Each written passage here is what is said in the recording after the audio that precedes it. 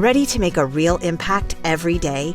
Join the Active Day Home Care team and help clients maintain their independence in the comfort of their own homes. Make a difference in someone's life as you provide essential daily assistance and protect their health and happiness. Earn up to $20 an hour and enjoy additional perks like optional daily pay, 401k, paid time off, ongoing educational training, and more. Join a team that values care, compassion, and your professional growth. Visit activeday.com to apply.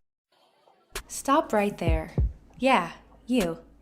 If you like all things entertainment, current events, or Hollywood, then look no further. Creator to Creators, hosted by director Meosha of Horror Noir, interviews filmmakers and creatives from around the world. Join in on the fun, guest celebrities, and informative information to have as a creator. Hit subscribe and stay connected to Creator to Creators. Hi guys, welcome to another episode of Creators to Creators today. Today we have a special guest. Hey, this is Jimmy Mallia.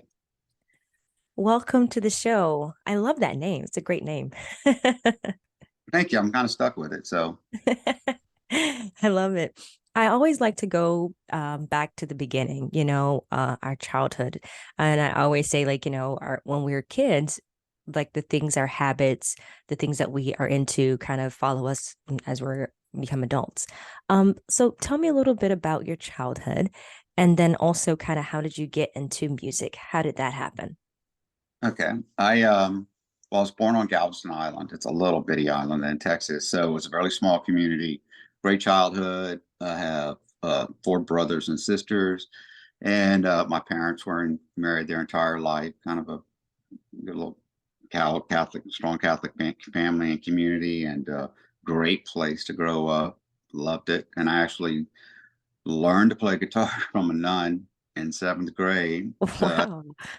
That's kind of how it started. And That's amazing. yeah. And so I played through junior high and high school. And then actually I put down the guitar for 40 plus years, 50 years, something like that. Wow. That's incredible. So you were, so a nun taught you how to Yeah. play. Nun taught me how to play guitar. That's like, sounds like a great opening for a movie. And then it just kind of, I love that. I love it. Yeah, there's even when I started up again, I was, like I said, it was later in life, about 16 years ago, I started playing again and writing songs. And the guy I play with laughs because I just have one pattern that it comes really natural to me. And I always it's my go-to picking pattern, and we call it the nun pattern. Nice. That's cool. That's so cool. I never actually learned any instruments. Not really technically. I self-taught myself how to play the drums, but I haven't played in years. So it's something I picked up because everything else was kind of too hard to learn. You could bang a drum, huh? Yeah. I don't know. I'm very envious of drum players because they seem to do more at one time than any other instrument. I don't know. I don't know. Maybe that's how I get rid of my anxiety, my issues. I'm like, just jamming on it's a great way to let it all out. So first of all, let's get into that. Your single. I really enjoyed. That was really fun. That was really nice. And, honestly, I love that the vulnerability of what you're talking about. It's super refreshing to hear, that it's like your story, like you're just telling your honest truth. And we don't hear that enough in this music business. Like the songs nowadays are very it glorifies actually that fast-paced life, drinking and parties and women and sex. Mm-hmm. Tell me a little bit about the process of making Hey Hey, and what the title from that, why Hey Hey, and then just the process of the whole thing. How did you come up with that?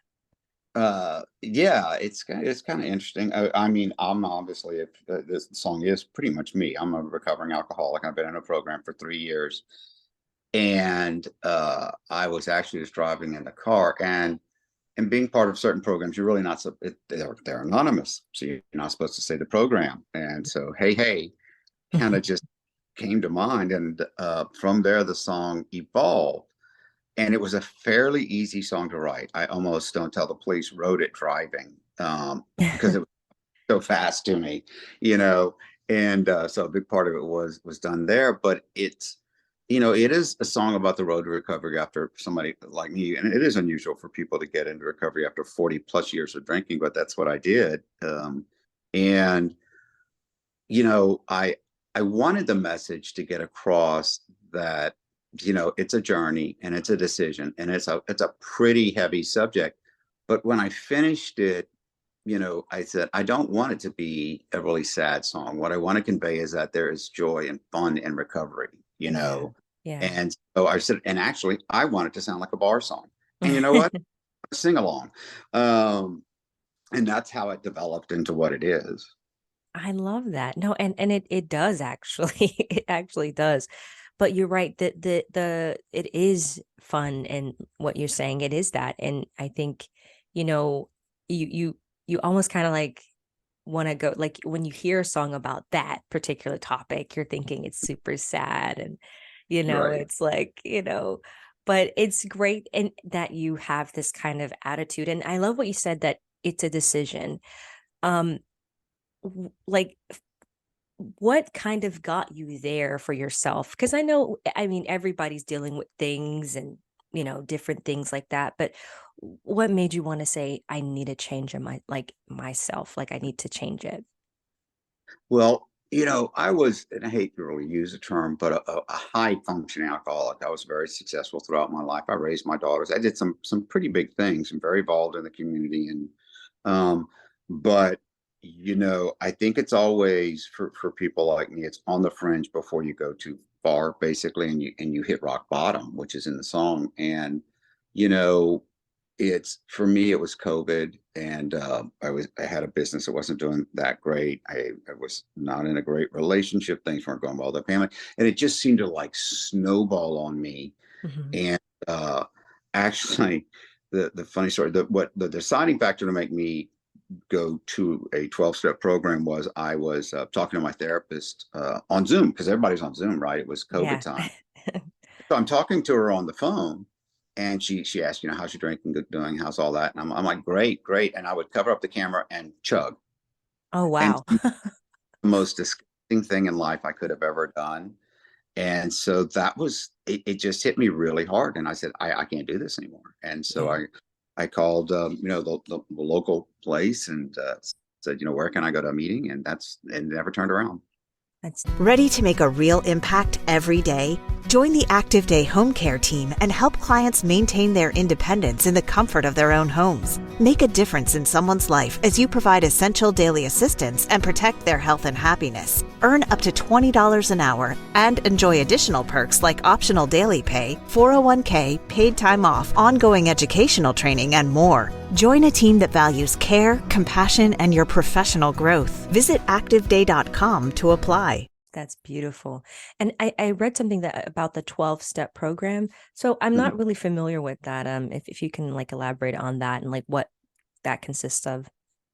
There are different ones and programs for I guess for different addictions and things, but the one I'm in is fairly well known. But it's you go in, and you go to meetings, and you follow a 12 steps, basically, of recovery. And but really, more than anything, if you get into a really good one, it's a lifestyle change. It's not a matter of stopping drinking, it's a matter of changing your life.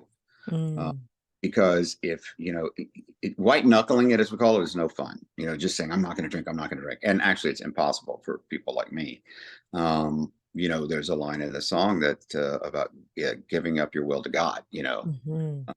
I'll take God's will, not mine, literally means I have kind of hand it over to him and let him guide me, and that worked for me. you know Yeah, absolutely. And I love that because being a myself a PK kid, I totally resonated with that. I was like, you have to, like, you hear about all the things growing up, you hear, do this, do that, because the Bible says, and then you get older, and then yeah, life hits you, and then you're just like, okay, God, you're still yeah, here, that's right. Coming back, checking in. checking uh in. yeah. No, exactly. And not that the program is necessarily, yeah, it's a spiritual program, I will say, and not a religious program. And so Nice. it gives people the freedom, to whatever their higher power is, as they Hmm. call it, say God. Some people say higher power, but that's your choice. But the real issue is, if you can't do it alone. If you could, you would have. I Right. mean, in all honesty, I mean, obviously, if we could, for people that are addicts or alcoholics, if we could have stopped, I mean, we would have. Yeah. We only want to usually when we hit rock bottom because life is just so bad. Yeah. That's really interesting. Is that a human thing? I'm still trying to understand that, like it's like we you hear your parents or someone, I guess your therapist, it's like or even if you don't, because growing up there was a myth like therapy is not a good thing. Mhm. Don't go to therapy. It's like you have Right. problems. And then you get older and you're like, no, actually it's quite freeing and you need it. It's super necessary because if it's unfortunate that humans have to hit rock bottom to learn versus Right. like actually get there. But I don't know. Maybe that's just how we're wired. I don't know. I Right. The find pain that interesting. has to be bad enough to change something that we really want to do. I don't know. Yeah, it's a mystery. Um, I love, I love this song because I wonder, and I'm just curious as an artist, do you feel like do you feel like the music overall is changing for the better, more in favor of the artist? Like, Mhm. because there's music coming out every day, so it kind of, I'm sure the competition gets kind of like, whoa. So just like to get listeners, like what keeps you motivated to keep, putting this stuff out? I mean, my motivation really is hopefully what this song is doing, which is to touch people and to resonate with people, and that people can relate to it, Yeah. uh, and hopefully find a message. Almost all of my songs are written from a personal perspective. A lot of them in kind of ballad forms, But I mean, I would almost say hopefully you could find meaning in any song. For me personally, and it's not to say that other artists shouldn't do the same, is if I'm going to write a song, yeah, I want some joyful ones and everything else, but I hope to have at least a message or something that people can take out of it. Right. Yeah. And it does. I love that. And good for you. So okay, a very fun question that I love asking. If you could be managed by any artist, living or dead, who would it be and why? Oh God, what a great question. Managed by any artist. Uh, that is such a great question. Um, I would mean it'd have to be somebody with longevity. Uh, and an odd one is Jim Prosey, who passed years ago and never reached his real potential, but he sang what he liked to sing. He was a storyteller and died a tragic death in a plane crash, really before he probably peaked. And Oh and I man. just, he was awesome and incredible. Um, and another would be probably like Willie Nelson, simply Oh because yeah. Yeah. you know can't beat Willie. I mean, he didn't care. I don't think that he often sang to the masses. He sang, but he liked to sing, and a lot of them are just joyful, fun songs uh, that I think for him they were experiences, and he's just an incredible artist all the way around. Oh You know, yeah. Oh yeah. I mean, still to this day, right? The yeah. music is just That's what I want because I'm going to have to get to 90. I started so late, so that's you got another reason. you got this. You will. You definitely will. I find it interesting when you see, like you just said, that the Willie Nelsons, like people like that, like or Michael Jackson, like the classics, like it's Yeah. like they did it their way, and Mhm. they didn't conform to what the I don't know the masses or like the industry says, like is the this is what you should how you should make, and this is how you thrive. But you see that kind of music thriving all that, like being Okay. pushed. It's kind of crazy. It's like, Yeah. whoa, what is this? Yeah. I mean, I would choose rather to be able to own my own music and have it done the way that I want it done than make a whole ton of money, because otherwise it's pointless, right? I Yeah. mean, it's not yours once that you hand over that creative control and they change it and they turn something that you've created to mean one thing and all of a sudden it just becomes a party song, or something like that. Right. And you're like, wait, what? Yeah, this is about the death of my mother. How in the world did it become a bar song? Right. Right, exactly. Yeah, no, I actually used to do a lot of music videos before I got into film. And I think that's why I got out of music videos because there wasn't the creativity was lacking. So I would, shoot a lot of like, it was kind of the same kind of concept, even if it was different artists. It's like Mhm. the party kind of, I'm like, is there anything else? And I mean, Right. I got to work with great artists like Billy Idol and things like that. I mean, it was rare, few and far between, but for the Mhm. most part, it's more saturated with just like the kind of same thing. So I commend you for being like your own person. And I actually admire that. Like there is hope. Thank thank yeah. Definitely. Yeah. I may go down like that, but so be it.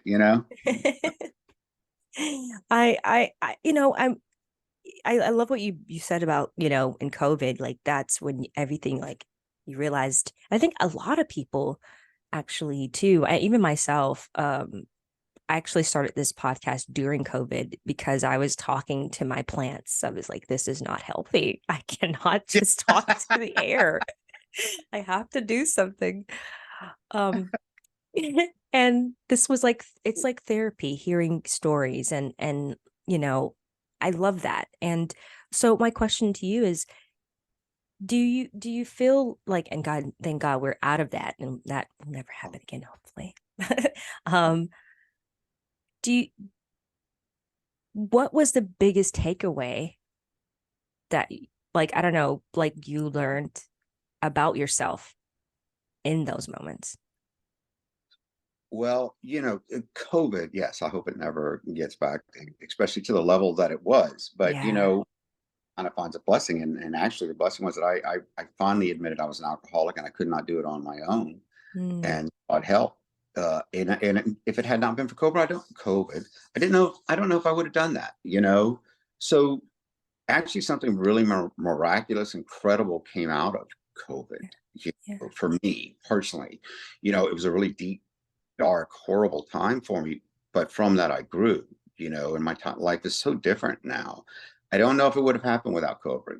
COVID. I keep saying that COVID because for me personally, I became that thing I never wanted to be, which is, you didn't have to go to work. You didn't have to, there was no time or space or anything. You were just inside for, felt eternity. And so drinking at, 8 or 9 in the morning wasn't so odd. Who cares? Mm. The noon is no different than 9. It's no different than 5. So Right. it caused me to go to a deep, dark place, which also caused me and led me to recovery, which is a great thing. It's a great thing. Yeah, the something bad turned something good came out of that. And that's a beautiful thing. I love that.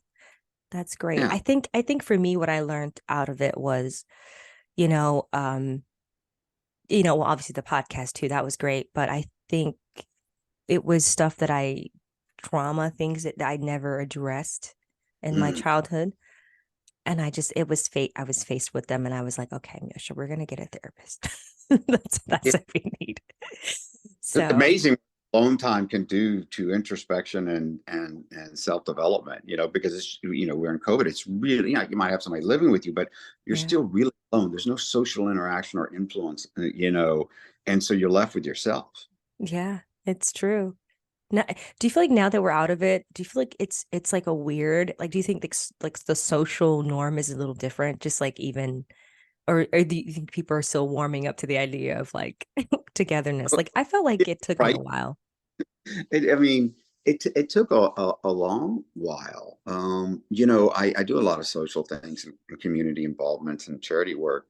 And so, all events were suspended, for a couple of years. Yeah, And the first time, I found going, and I'm a very social person, I'm a big hugger. And I me found too. myself even like, well, as soon as I'd see people, it's like there was a hesitant pause about, can I hug them? Am I okay, we're not wearing masks, but should we stand 5 feet apart? Are we allowed to hug? It was so strange. Like I'd lost all social norms, um, don't Yeah. shake hands. Right. Uh, or at least, put on some sanitizer first, then shake their hand. Right. Yeah. Yeah. It was interesting. Yeah, I'm glad. I'm glad it's feeling a lot better though now. Thankfully, thank God. Uh, Um, I love what you said in your bio. You said if your life actually could be like a Netflix series. And mhm. and I love that. But I was wondering if okay, so if that your life was a Netflix series, what would the title to your series be? Oh God. Yeah, it almost have to be something like the life and times of Jimmy Mallia. I mean, when I say that, I'm not kidding. If you span my lifetime, and everybody that knows me would say this, I've had the most unusual things happen to me.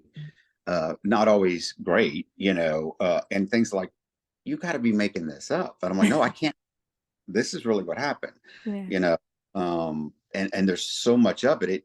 You know, the first joke was, Jimmy, you should write a book. This is unbelievable. And then as my life continues, they're like, well, you can't write a book. You'd have to be like a series. And then when Netflix came out, they're like, oh, that's made for you. You're a Netflix series. Some tragedy, a lot of comedy, a lot of drama. Just, That's really cool. And I was like, I wonder what that title would be. That would be yeah, interesting. Hey, yeah. hey, you I'm never not, know. other than Lifetimes, Jimmy, I don't know. That's a great, great question. I love it. I love asking, like throughout our life, we meet certain people that either kind of impact us or just kind of leave an imprint on our life. And Mhm. whether that is a mentor or someone passing, is there anything like a quote or something that it just or that's experiencing that person that you took away that you kind of keep in your, I don't know, your memory bank, like when tough times do come? Like I said, people wise, I was so incredibly blessed to grow up on Galveston Island, and I attend a really small high school. And we just had our high school reunion, as a matter of fact, and Oh, nice. yeah, it was really, really, really nice. And the one of the attendees was a Mike Janota, who is an English teacher who really influenced me in some ways he never knew. And our coach, our football coach, because I played high school football, who taught me more of like believing in yourself, determination. I'm not a big guy, but I worked out really, really hard and became captain of the football team, and that was all due to him. So in the goals I reached, I also had huge stage fright, but my English teacher, Mrs. Telchek, pretty much forced me up on stage to do. So what bigger fear is that? You don't really want to sing in front of me, and all of a sudden you're in a musical in front of all these people. And I actually laughed. I think I sent her a message that says, "Well, 40 years after you forced me on stage, maybe I'll get back on it." you know. So, and then we had a guy named Coach Stig that was a huge influence on my life and many, many, many other kids in our high school. But I learned a quote that always stuck with me from my English teacher, Mrs. Telchek, and it's a Robert Frost poem that a line is two roads diverged in the woods, and I chose the one less traveled by, and that has made all the difference. I love that. That's a good one. I like that quote. That's beautiful. Thank you for sharing that. That's cool. Yeah. Um, I love asking this question too. This is one that it always changes, but there's no wrong answer. Well, that's good. I like those. The three levels of influence: money, power, and respect. And if you could choose one of those things, just one, which one would you choose and why? Respect. Uh, Nice. uh, you know, honestly, I would think or hope it doesn't always follow, but if you have respect, the others could follow. With Mm, the other, it doesn't necessarily mean you would ever get to respect. You got can have that. money, power, and no respect, but you can never, if you have respect, there's a good chance you can have money and power if people believe in you, or at least you'll have the confidence of people, and respect by far is what I would try to attain. Absolutely. Absolutely. I love that. That's a great answer. Great answer. Um, for those listeners that are going to hear this and maybe some who out there who maybe are experiencing are going through what you went out of and want to make a change in their life, what advice would you give them? First, you have to be willing. Without being willing to accept change and all that comes with it, the fear, the joy, whatever it might be, you have to be willing to whatever happens. Just like this venture into music for me, I have to be willing to accept it may go nowhere past releasing one song and that will be it. And that is sort of my dream. But in other areas of life, especially when it comes to addiction and alcohol, without the willingness, you get nowhere. Willing to take advice, willing to give it up to a higher being is pivotal to recovery. Yeah, I love that. I love that. Make a choice. Yeah, that's right. And be willing to do it. Thank you for that advice. Anything you have coming up? Any new music that you're working on that you'd like to share? Yeah, I'm gonna think release one, if not two other ones. And the hardest part about all of this, because I have 20 plus songs sitting on the shelf or in my guitar case, ready Wow. to. And so it's picking, and because they're all like children to you, and they all have a meaning and a special feeling, and and all of that. And so I started when I first started. I really did get caught up in the well, what will people like kind of thing, like. And I just threw that away and said, what has the most depth and meaning? And for me, Hey Hey was at the top of the list, but it wasn't in the beginning list. But I have a couple that are well, I actually wrote one song and it's really kind of funny because it is about the death of my mother. But I think it's a tribute to all mothers, and it's a really slow, endearing kind of song. But the funny thing is my mother's not dead yet. And so it was a thought. What would it Ah, when my mom dies? What would I think and what would I remember her for? And so it's a really, I think, it's really beautiful. good. And I have another one called Uncle, and it's about an uncle of mine that when I was real little, about 6 years old, I called him Uncle, and everybody did, which is really kind of funny. His name was Elmo, and he would take me around on Saturday mornings to. He was fairly wealthy and a very eccentric guy, and my mom had 5 kids, so anytime she could get one out of the house to go somewhere else, that was awesome. Uh, Right. Spend the night at my grandmother, my aunt, and my uncle all lived together in an old family home, and I'd spend a night, wake up really early, and we would go see all the banks where he had his money. And most of my uncles worked there. It's a small town, and then we would go have lunch at what used to be Walgreens, so it's a diner, and with his girlfriend he dated for 40 years and never married, and he called her baby doll. It's a funny guy, but after that we would go to the bars, and he would Ah. bar to bar to bar, and he'd throw open the doors, and he was so proud of me. He had the most confidence and faith in me than anybody, and I take that with me now. And he'd say, Kingfish is here or Hollywood is here, and he'd show me off. And I tried to play pool, and I wasn't tall enough to reach the table at 6, and so I just swiped the balls with a pool cue, and he'd slam them in the balls in a hole and go, "Hey, you did it, Kingfish!" And intoxicated, and on the way home, and it's in the song, I'd have to say, "Hey uncle, the light's red, stop." Okay uncle, the light's green, go. And we'd pull up to the house and he'd go up and pass out, and I'd go play with whatever toy he bought me that day. Oh, wow. That sounds great. Yeah, I can't wait to hear this. Do you, by the way, how in like are involved in the studio process of making your music? Do you just go in there, or are you like producing as well?